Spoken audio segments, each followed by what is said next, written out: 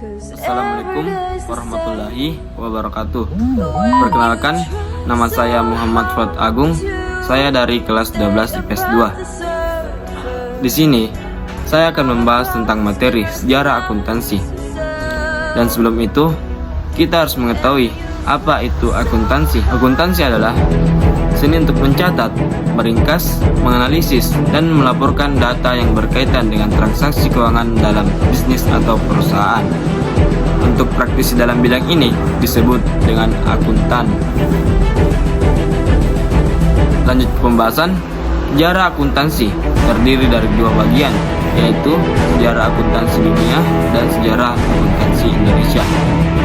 Dan yang dahulu saya akan bahas yaitu tentang sejarah akuntansi dunia.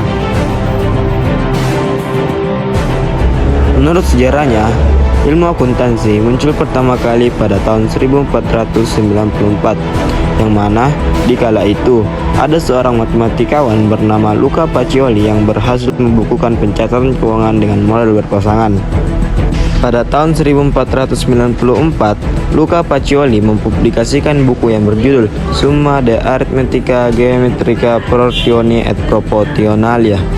Dalam buku tersebut terdapat subjudul Tractus de Computis et Scriptoris yang mengajarkan sistem pembukuan berpasangan. Subjudul inilah yang menjadi cikal bakal munculnya akuntansi. Seiring berjalannya waktu, akuntansi mulai diakui sebagai disiplin ilmu tersendiri. Setelah Perang Dunia Kedua, pengaruh akuntansi semakin terasa di dunia barat. Bagi banyak negara, akuntansi merupakan masalah dengan standar dan praktek nasional yang mendekat erat dan hukum dan aturan profesional. Selanjutnya, sistem akuntansi diberi nama sesuai dengan nama orang yang mengembangkannya atau dari nama masing-masing negara, seperti misalnya sistem Anglo-Saxon di Amerika Serikat dan Inggris serta sistem kontinental di Belanda. Di abad ke-19, Amerika Serikat mempatenkan teori Anglo-Saxon II menjadi teori yang lebih komprehensif yang disebut dengan istilah teori accounting, dan ini yang dianggap cikal bakal lahirnya teori akuntansi modern. Saat ini, sistem akuntansi yang paling banyak digunakan adalah Anglo-Saxon. Ini disebabkan karena Anglo-Saxon dapat mencatat berbagai macam transaksi secara lebih mudah. Di samping itu, sistem Anglo-Saxon melakukan pembukuan yang terdapat dalam satu bagian akuntansi, sedangkan sistem lain justru memisahkan antara pembukuan dengan akuntansi. 2. Sejarah akuntansi Indonesia. Pada zaman penjajahan Belanda, perusahaan di Indonesia menggunakan sistem kontinental atau tata buku yang digagas oleh Luca Pacioli. Meskipun sama-sama berasal dari pembukuan berpasangan, tetapi akuntansi berbeda dengan tata buku. Setelah tahun 1960, akuntansi cara Amerika mulai diperkenalkan di Indonesia.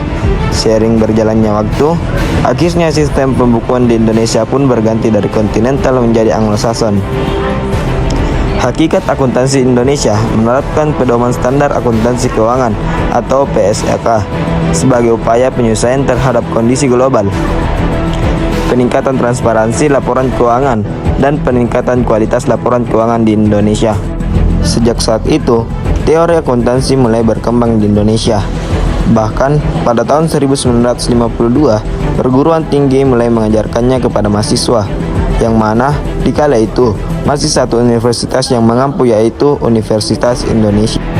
Pada tanggal 17 Oktober 1957, Ikatan Akuntansi Indonesia atau IAI resmi didirikan di Aula Universitas Indonesia untuk mewadahi dan membimbing perkembangan akuntansi serta mempertinggi mutu pendidikan akuntan. Sekian ringkasan tentang materi sejarah akuntansi dari saya. Wassalamualaikum warahmatullahi wabarakatuh.